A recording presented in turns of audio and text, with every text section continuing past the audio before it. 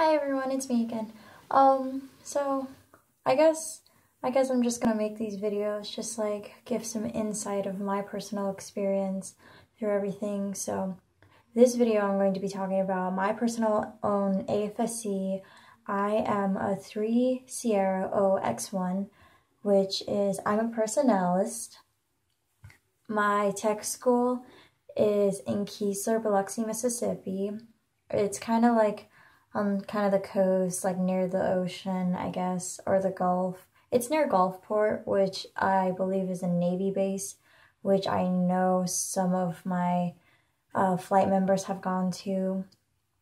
Personally, for personnelists, our tech school is about 26 days, but since Keesler has down Fridays every other weekend, basically, we don't go to school. We either have we had a drill down, sorry. Basically, it takes a little bit longer to get through tech school just in Keesler, just because of the down Fridays and everything. Let me know also if I need to start speaking louder in these videos. These are my notebooks. These are my notebooks I have done in my own tech school, so my own personnel tech school. Like I said, it's 26 days. Every other weekend is about a down Friday, so it just means it takes longer. For personnel, it is strictly a knowledge-based course, which means, unfortunately, if you are a visual or if you are a hands-on learner, which I am very visual, I am very, very hands-on. It's a little bit more difficult, unfortunately. You do have to listen to your teacher's voice. Remember, in all AFSC's tech schools, everything is testable, and listen to your instructor's voice, such as with my own tech school, our instructor, she was also the IS of the Personnel Apprentice course, and that's what she always told us. Remember, everything is testable, and listen to your instructor's voice. There are 2 versions of the test. We have 5 blocks in all. Each of our blocks are only about a week long. Sometimes you may have to test at least 2 blocks in 1 week. So as I tested for block 2 on Monday, and then I tested for block 3 on the same Friday of that week. Really, it's super easy. I wouldn't say overly easy, but you can kind of consider like a college S shift. We have S, R, and T shift.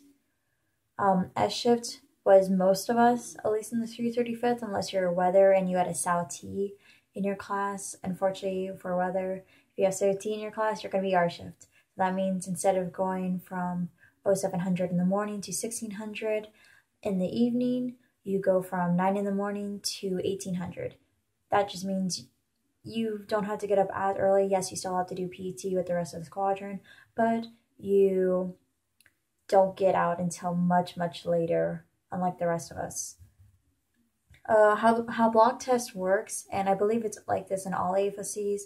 I don't personally know anything about PML or finance. I do know very, very little of the weather course, just because I have so many friends in weather, and they are there for about 8 months, and personnel, you're usually about there for the minimum of 6, including your IP week plus the 5 weeks of tech training.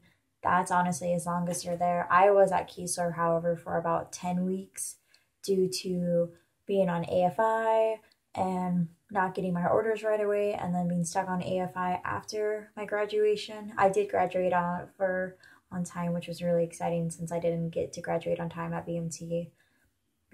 Graduation, personnel, we only graduate in our ABUs. We do not graduate in blues, unlike finance. PML, you can't really wear your blues. Weather, you don't really graduate in your blues either, unless it was a Blues Monday. However, when that happened with one of our red ropes, they graduated on a Blues Monday. I'm only speaking from experience from Keesler. I do not really understand anything else about any other basis of tech school. I just personally know Keesler because that was my tech school. I was there for about 3 months, which is really long for our personnelists. How the block test works, it's basically like different elements for each block. We have 4 different elements. We have force management, career customer support element, career development element, and we have human resources. So that's basically your 4 blocks right there, plus your 5th block, which is everything you just basically learned, but it's the deployment version. So we have priors in our class, which, as I said in a previous video, it's just people who are retraining, who've already been in the operational Air Force, who are coming in. It's only strictly Air Force. We do not have Navy. We do not have Marines in our class. I believe there is such a thing as a combat personnel, but we don't have them in our class. That's not a thing that I personally know of, but I have read somewhere on my PPC code, since I am going to Kunsan, South Korea, as for my first base while I am TDY en route. I'm going to be PCSing soon to Kunsan and then Misawa. I will be PCSing there right after Kunsan. Another thing of how block test works is basically block test is your GPA. If you want to become a rope, like how I was a rope, I was a green rope, which airman leaders or stoplights, as I would like to call it sometimes, because it was just easier. Block test, you test only for what's in that block. For personnel, personally. Sorry, I don't know anything other about AFSCs. I think the same thing happens for most all the blocks. I think the same thing is for weather also. Weather just has like meds and appraisals and that kind of stuff. I think not maybe all, but I know weather and personnel, we both have PCs. PCs do not count for your grade point average, unfortunately, but they're super easy. There's something really small we do. We have a lot of different objectives in personnel in each unit, in each block.